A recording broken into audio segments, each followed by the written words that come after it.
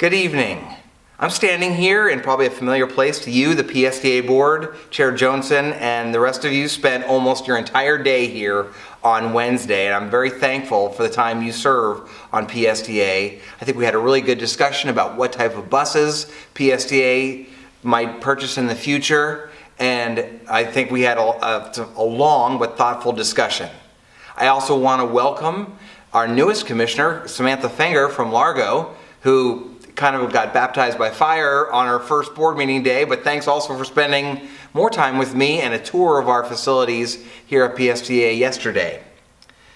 Want to thank the board members, that's Chair Johnson and Darden Rice, Wengay Newton, and Mark Dighton, who joined me down in St. Pete earlier today for a ribbon cutting to celebrate our expanded service on 22nd Avenue North and our new Route 22.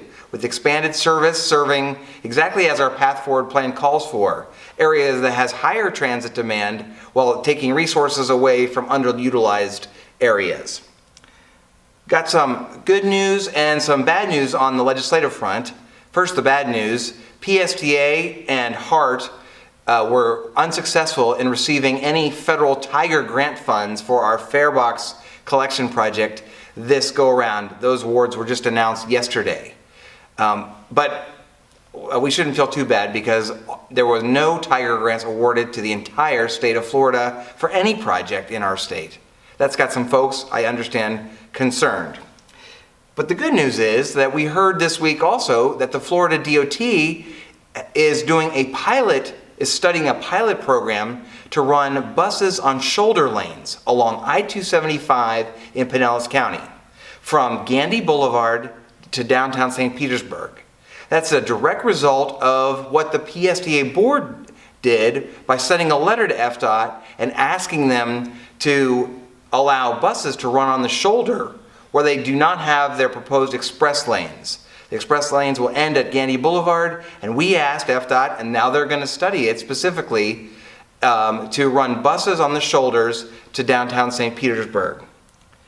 Last, I am honored to have been named the Florida Public Transit Association's chair for the next 2 years. FPTA is a transit association across our state of Florida with more than 30 transit systems represented and carrying more than 270 million public transit trips per year. Next week is another big week, just like every week at PSTA. On Monday, we've got the executive committee at 11 o'clock here at PSTA.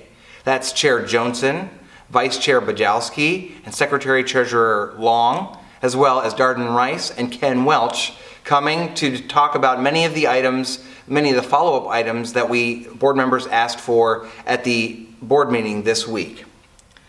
On Friday is a meeting of the Tampa Bay TMA, which is the MPOs of Hillsborough County, Pinellas County, and Pasco County getting together over in Hillsborough County to talk about this new proposal that you probably have heard of, where CSX is proposing to sell the freight rail line that is in Pinellas County to FDOT, perhaps for a future passenger rail operation sometime in the future. That's on the docket for that meeting. Of course, Tuesday is election day across the country, and here in St. Petersburg and Seminole. In St. Petersburg, a new person will be elected to replace our own board member, Wengay Newton. And then finally, 2 weeks from now, we will be celebrating Veterans Day here at PSTA by allowing veterans to ride all of our services on Veterans Day for free. So have a great Halloween, and make sure to fall back on your clocks, and we'll see you next week.